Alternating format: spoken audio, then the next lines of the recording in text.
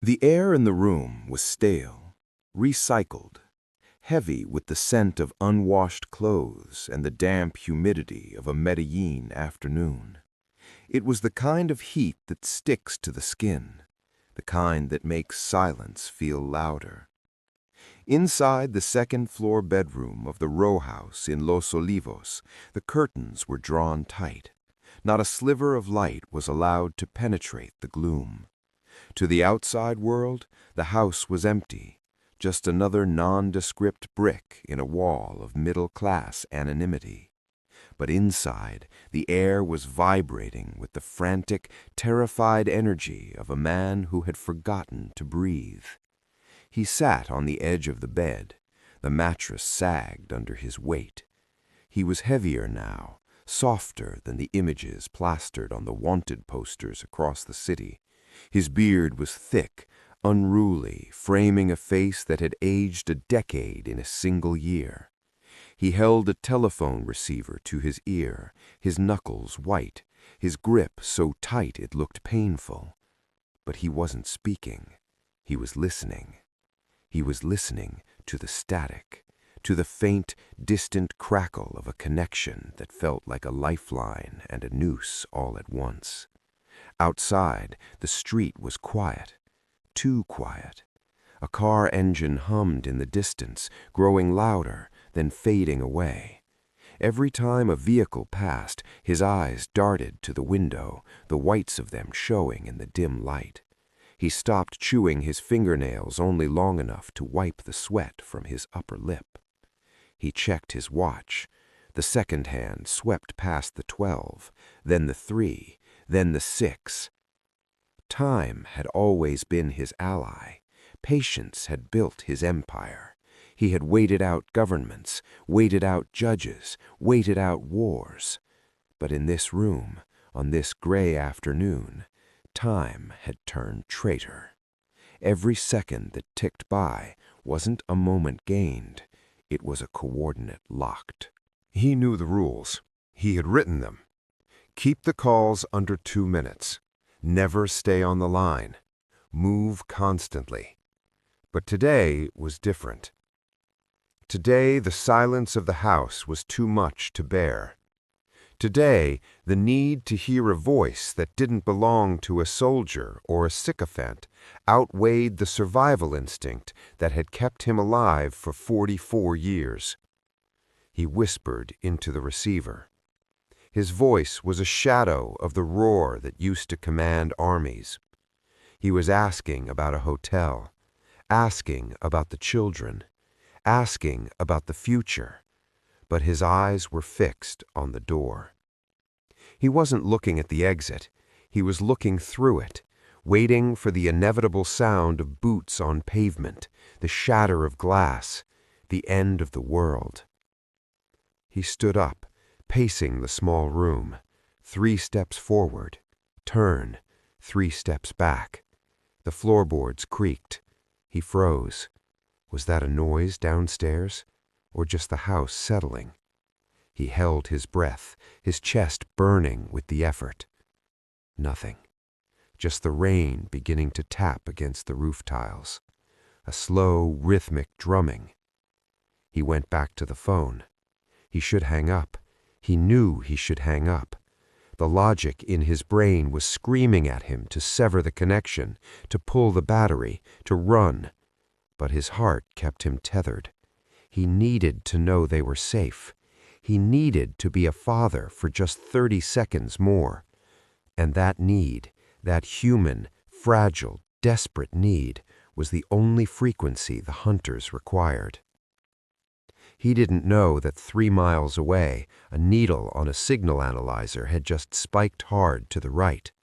He didn't know that a man in a van had just lowered his headphones and nodded to the officer beside him. He didn't know that the perimeter was already closing, tightening like a steel cable around his throat. He just stood there in the dark, holding the phone, listening to the rain, waiting for a goodbye that would never come. The truth is far quieter. The truth is that the most powerful man in the history of the underworld did not die because he was outgunned. He did not die because his enemies were smarter. He died because of a mistake so simple, so human, that it was almost embarrassing. He died because he forgot that the world had changed and he had stayed the same. What you are about to hear is the reconstruction of a collapse. Not the collapse of a cartel, but the collapse of a mind. We are going to strip away the myth and look at the man in those final 48 hours.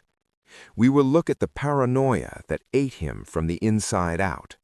We will look at the betrayal that didn't come from a rival, but from the silence of his own friends. This story will permanently change how you understand power, loyalty, fear, and control. To understand the end, you must first understand the isolation. By late 1993, the man who had once offered to pay off his country's national debt was living in a state of squalor that would have broken a lesser man. He was not moving between palaces anymore. He was moving between safe houses that were little more than concrete boxes. The luxury was gone, the parties were gone, the zoo, the planes, the gold-plated guns, all of it was a memory. His world had shrunk to the size of a bedroom. He spent his days in a state of sensory deprivation. He couldn't go outside. He couldn't open a window. He couldn't trust the food that was brought to him. Every plate was a potential assassination attempt. Every glass of water was inspected. The paranoia was not a symptom of his situation. It was his only remaining bodyguard. He was surrounded by men, but he was entirely alone. The inner circle, the lieutenants who had sworn blood oaths to him, were dead or in prison. The ones who remained were young, inexperienced, and terrified. He could smell the fear on them. He saw the way they looked at him, not with the reverence of the old days, but with the pity one has for a dying animal. They stayed because they were too afraid to leave, not because they believed he could win. He knew this. He saw it in their eyes when they handed him the radio. He heard it in the hesitation when he gave an order. The empire of silver or lead had crumbled into an empire of dust. And in that isolation, the mind begins to turn on itself. He began to obsess over details that didn't matter. He would clean his glasses for 10 minutes at a time. He would rearrange the few books on the nightstand. He would stare at the wall, catatonic for hours, replaying the decisions that had led him here. The silence was the worst part. For a man who had lived his life surrounded by noise, music, engines, gunfire, laughter, the silence of the safe house was deafening. It allowed the ghosts to come in. The faces of the judges, the police officers, the rivals, the innocents, they filled the room when the lights went out. This was the state of the king on December 1st. He was turning 44 years old. A birthday is usually a celebration of life. For him, it was a marker of survival.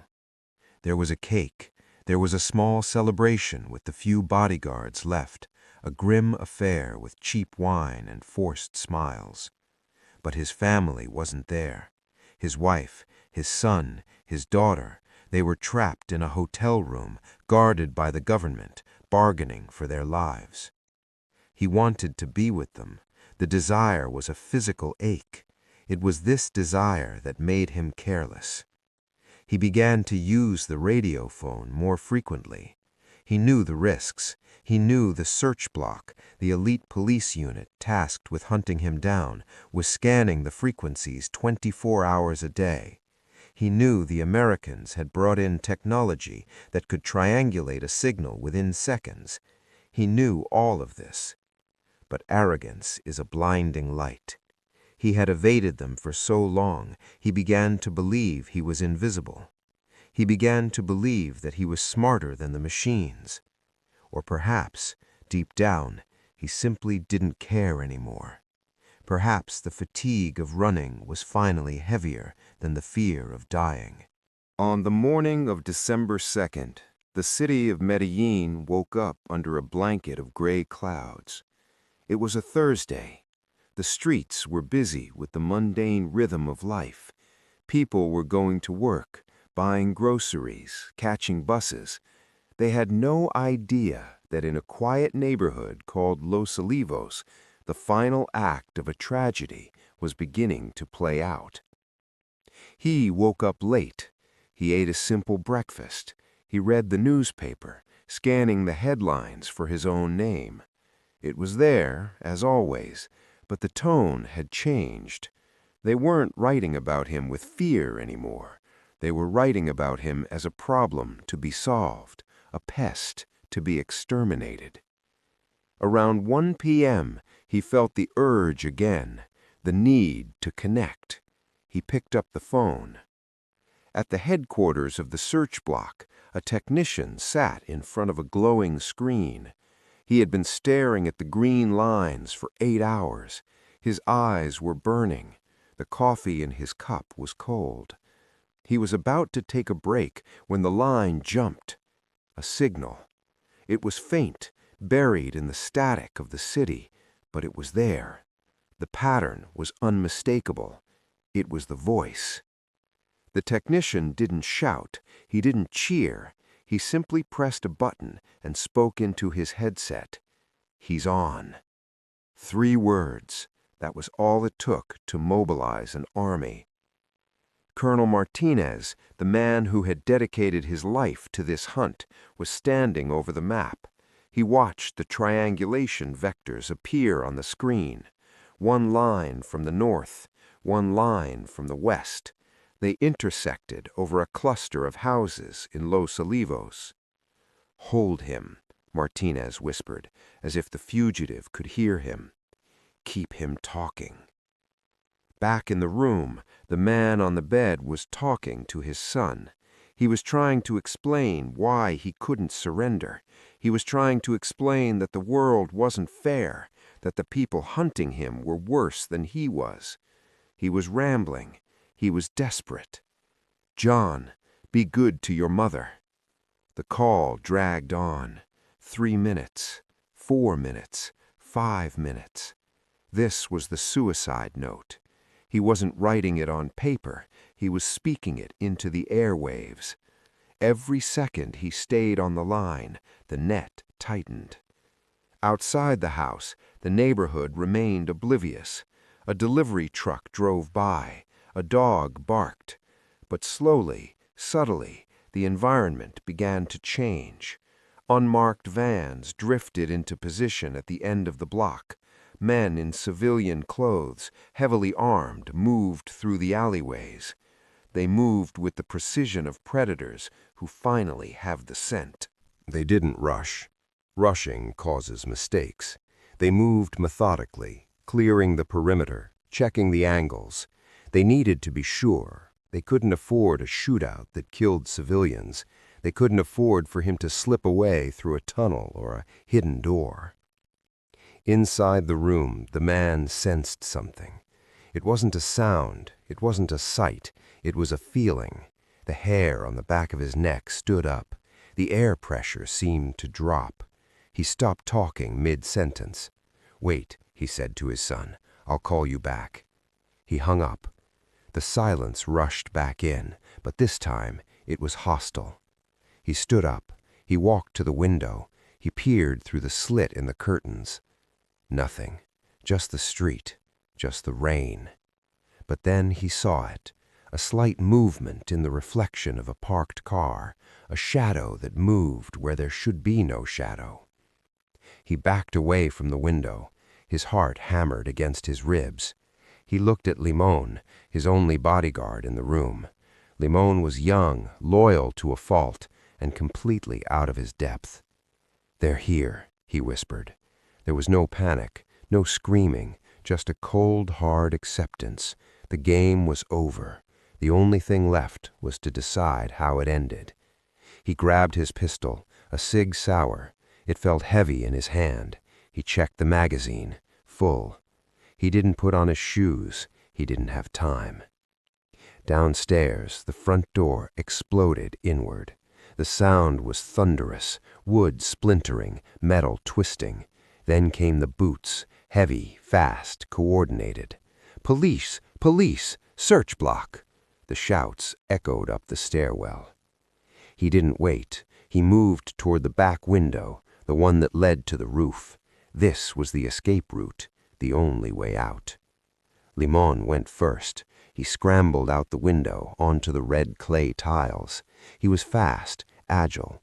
He made it to the edge of the roof, looking for a way down to the street behind. But the street behind was not empty. A volley of gunfire erupted from the alleyway. It was a wall of lead.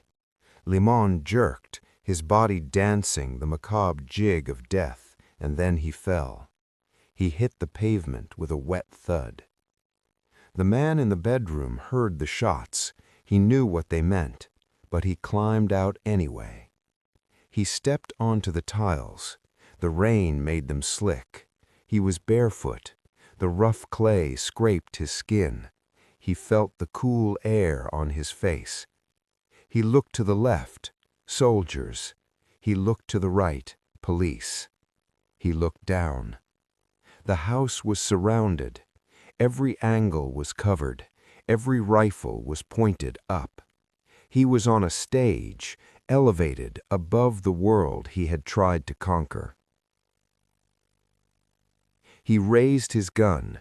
He fired blindly, wildly, not aiming at anyone in particular.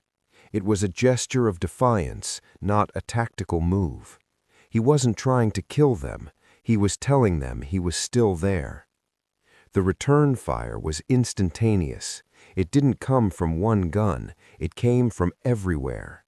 The air around him snapped and hissed. Bullets chipped the tiles, sending shards of red clay flying like shrapnel. He ran. He tried to run across the peak of the roof. He was heavy, clumsy. He stumbled. A bullet hit him in the leg. He grunted but kept moving. Another hit his shoulder, spinning him around. The pain was distant, dull. The adrenaline was masking the trauma. He reached the edge of the roof. He could see the ground below. He could see the grass of the backyard. It looked peaceful. Then the final shot came. It wasn't a spray of machine gun fire. It was a single, precise crack. The bullet entered behind his right ear. It was the kind of shot that turns the lights out before the body even hits the floor.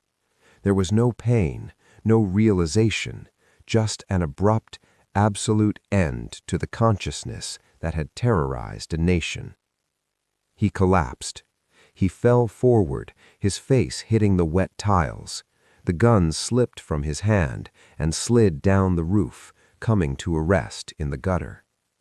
Silence returned to Los Olivos. For a few seconds, nobody moved. The police below kept their weapons trained on the slump of heavy fabric on the roof. They waited for him to get up. They waited for the trick. They waited for the bomb. But the body didn't move. The rain kept falling, washing the blood down the slope of the roof, staining the white walls of the house below. Slowly, cautiously, the officers approached. They climbed the stairs. They climbed out the window. They stood over him. One of them reached down and grabbed the thick black beard. He pulled the head up. The eyes were open, staring at nothing. The mouth was slightly agape. "Viva Colombia," the officer whispered.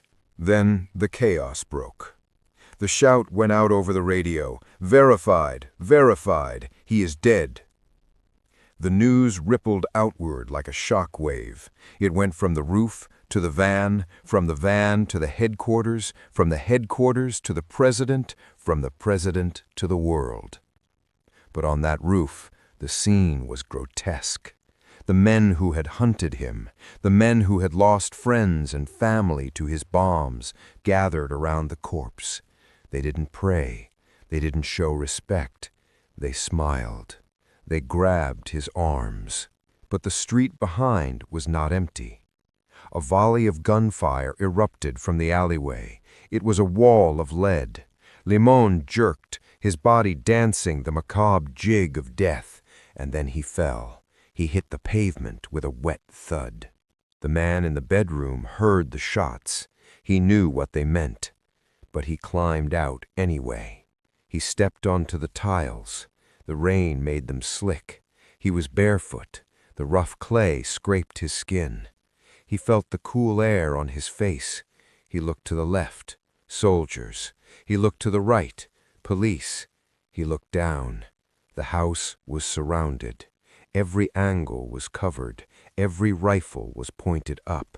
He was on a stage, elevated above the world he had tried to conquer. He raised his gun. He fired blindly, wildly, not aiming at anyone in particular. It was a gesture of defiance, not a tactical move. He wasn't trying to kill them. He was telling them he was still there. The return fire was instantaneous. It didn't come from one gun. It came from everywhere. The air around him snapped and hissed. Bullets chipped the tiles, sending shards of red clay like shrapnel. He ran. He tried to run across the peak of the roof. He was heavy, clumsy. He stumbled. A bullet hit him in the leg. He grunted, but kept moving. Another hit his shoulder, spinning him around. The pain was distant, dull. The adrenaline was masking the trauma. He reached the edge of the roof. He could see the ground below. He could see the grass of the backyard. It looked peaceful. Then the final shot came. It wasn't a spray of machine gun fire. It was a single, precise crack. The bullet entered behind his right ear. It was the kind of shot that turns the lights out before the body even hits the floor. There was no pain, no realization, just an abrupt, absolute end to the consciousness that had terrorized a nation. He collapsed. He fell forward, his face hitting the wet tiles. The gun slipped from his hand and slid down the roof, coming to a rest in the gutter. Silence returned to Los Olivos. For a few seconds, nobody moved. The police below kept their weapons trained on the slump of heavy fabric on the roof. They waited for him to get up. They waited for the trick. They waited for the bomb. But the body didn't move. The rain kept falling, washing the blood down the slope of the roof, staining the white walls of the house below. Slowly, cautiously, the officers approached. They climbed the stairs. They climbed out the window. They stood over him. One of them reached down and grabbed the thick black beard. He pulled the head up. The eyes were open, staring at nothing. The mouth was slightly agape. "Viva Colombia," the officer whispered. Then they posed. They took a camera and snapped a photo.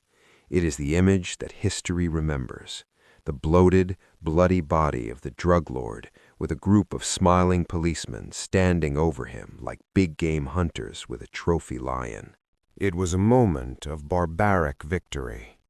It showed that in the war against a monster, the hunters had lost a piece of their own humanity. In the hours that followed, the legend began to mutate. The people of Medellín, the poor who he had built houses for, wept in the streets. They didn't see a terrorist. They saw a savior who had been martyred by the rich. The politicians celebrated, claiming that the era of narco-terrorism was over. The rival cartels toasted with champagne, knowing that the market was finally theirs to divide. But the truth was more complicated. The death of Pablo Escobar didn't end the drug trade. It didn't stop the violence. In fact, cocaine production increased in the years after his death. The monopoly was gone, replaced by a fragmented, competitive, and efficient network of smaller cartels.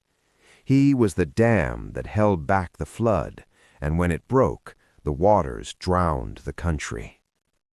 His death revealed the ultimate paradox of power. He had more money than he could count, but he couldn't buy a loaf of bread. He had thousands of soldiers, but he died with only one by his side. He controlled the government, but he couldn't control his own fate. As the sun set on December 2nd, the body was brought down from the roof. It was loaded into a van. There was no gold coffin, no state funeral, just a body bag and a trip to the morgue. The king of cocaine was just meat. The autopsy report was clinical. It listed the entry wounds. It listed the contents of his stomach. It reduced the myth to biology, but it couldn't capture the weight of the moment. It couldn't explain how a man from a peasant village had risen to challenge the world, and how the world had crushed him. There is a theory, whispered by some, that the final shot, the one behind the ear, was not fired by the police. They say the angle was wrong. They say the stippling on the skin suggested a gun held at close range. They suggest that in those final seconds, realizing he was trapped, Pablo Escobar did the one thing he had always promised he would do. Better a grave in Colombia than a jail cell in the United States. Did he pull the trigger himself? Did he choose his own exit? Or was it the bullet of a sniper named Jagged Tooth? The truth is, it doesn't matter. Whether it was suicide or execution, the result was the same. The man was gone. The idea remained.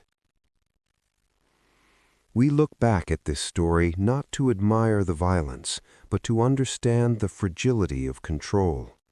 We build our castles, we hoard our wealth, we draw our lines in the sand, but in the end, we are all just waiting on a rooftop in the rain, listening to the static, waiting for the door to break. Power is a borrowed thing. It is never owned, and the interest rate is always, always higher than you can afford. This is Escobar History Files. Subscribe for the stories history tried to bury.